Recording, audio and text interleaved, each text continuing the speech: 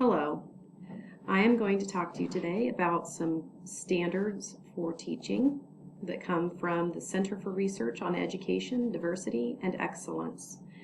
They're called CREED standards. Standard number 3 is going to be my focus, and before I begin talking about contextualization, I'm just going to give you a background of CREED and the purpose of their model. The CREED model was designed with culturally and linguistically diverse children in mind. It was considered an alternative, or was created as an alternative to the traditional classroom. And these standards and the CREED model, although they were focused on cultural and linguistic concerns, can really be used in any classroom for any age group at any level. You could use this in special needs classrooms if you made adjustments, to meet the needs of each student. And they really could be used as a supplement, not as an entire curriculum. But you could take a program that you're already using and apply these standards in the classroom. Let's see. Contextualization is a standard that is created to strengthen instruction by connecting the school curriculum to students' prior knowledge. This could be their personal experiences at home, in the classroom. So a teacher could build on a unit that they've already done, or in the community. And these experiences help the students to make connections that are deeper so that they can understand new concepts more accurately, more clearly. When you're creating lesson plans with CREED in general, you need to know these things listed on my PowerPoint. But some of them are even more important with contextualization. Knowing your students' interests and the culture of the area is going to help you put things into context. If you don't know what your students are interested in, there's no way to really utilize this standard to its full potential. You need to get to know about the community. You need to identify resources through collaboration. You could do this by talking to other teachers or parents or people in the community to get to know what's important to people. Identifying a clear objective when you're writing your lessons for CREED standards is really important. Obviously, it's important in any classroom. But that's how you begin, is by identifying what the objective is, and then justifying the activity of your choice and how contextualization is going to fit into the lesson. The best way, or the most obvious way to use contextualization in the classroom is not only through the subject material that you choose, but by questioning. When you're questioning the students, you can find out what they know. You're assessing what knowledge they already have. You're assessing what their experiences have been. And then you can assist them during the lesson with question asking. And we're going to watch a video in a little bit that will show exactly how that can be done. You also need to consider using another standard in conjunction with contextualization, and that's instructional conversation. Instructional conversation is basically guided discussion where there's a clear goal in mind, and the teacher guides that discussion in a specific direction to meet a goal.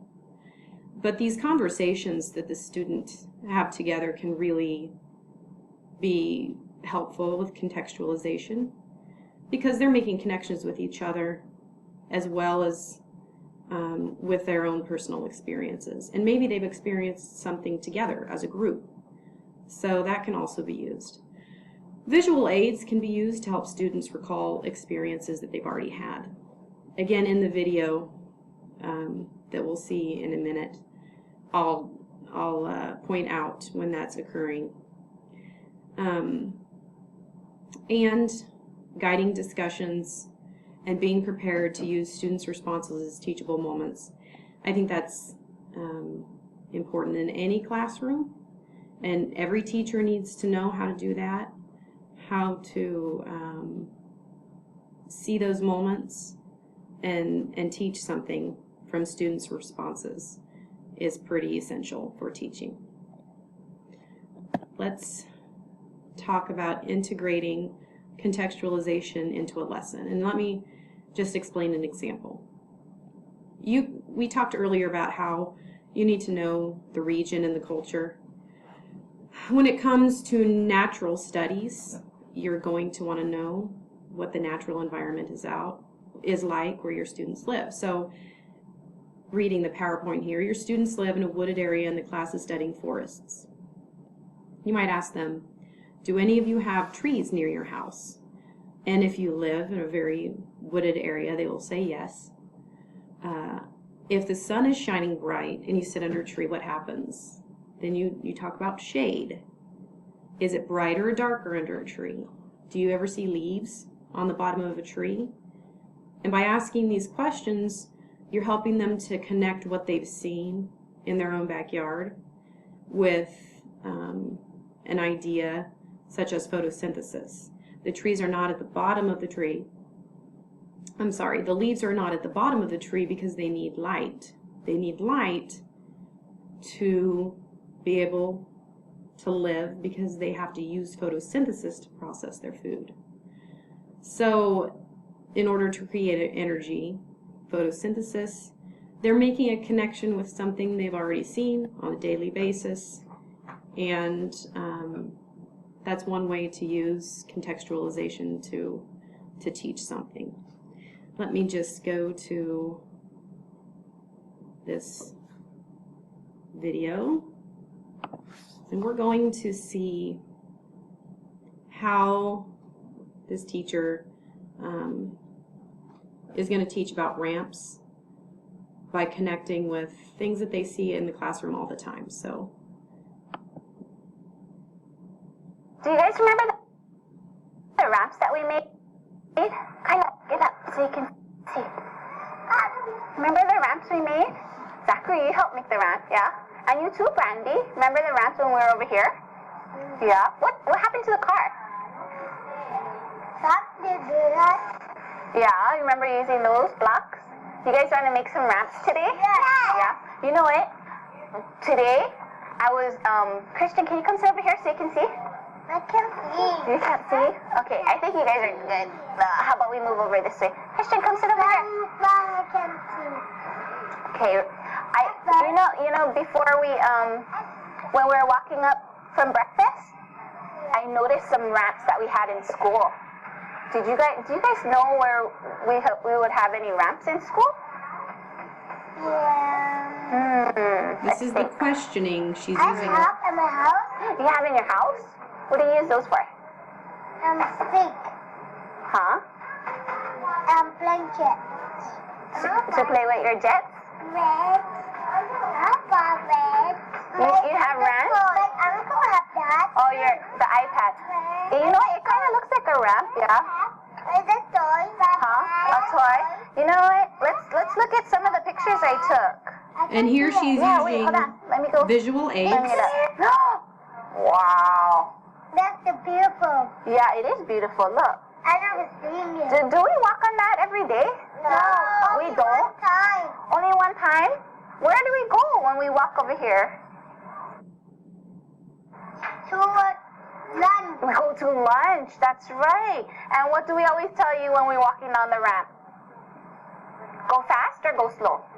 Don't leave us. Go slow, because why? Some of us go fast down there. What's going to happen? That's just a hint of the discussions that they were having about ramps. And you can see that she used the visual aids, she used questioning, she talked about things in their community. You know, she specifically referenced a discussion that they had about not walking too fast on the ramp, and that really helps them connect. I love the visual aids because I think that sometimes when you're talking about something, you know, some of the students are more visual. They need to see what you're talking about. That just makes it more vivid to them. So a lot of children, I think, would benefit from that. So to conclude, contextualization is just using a question. It doesn't have to be, your lesson doesn't have to be built completely on contextualization. It can just be added in. So maybe contextualization is the focus of your lesson. That ramp one was, a lot of that was contextualization. But you don't have to be completely focused on it. You can just add it into your lesson so that maybe there's just one or two specific questions that you ask. Just help them make that connection within the lesson. And anybody can do that in any program. It doesn't have to be specifically focused on the CREED model. It can just be used in the classroom. However, CREED standards are really focused on creating that sense of community and making it easy for students to integrate, to create that community sense, and for new students to come in and be a part of what's happening. And they really build that on values. So these are just some things about the CREED standards that can be used in the class. And that concludes my presentation. Thank you.